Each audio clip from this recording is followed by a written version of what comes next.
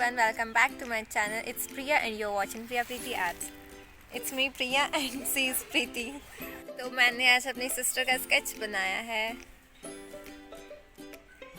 और क्योंकि हम दोनों में बहुत प्यार है इसलिए मैंने उनका भी नाम इस चैनल में कनेक्ट किया है। और उसने बहुत ज़्यादा ही मुझे सपोर्ट किया था जब मैं बहुत ख़राब भी स्केच करती थी, फिर भी वो बोलती थी बहुत ही रियलिस्टिक लग रहा है। उसके बाद हम लोग जब चैनल क्रिएट किए थे तो मैंने उनका भी नाम ऐड किया था।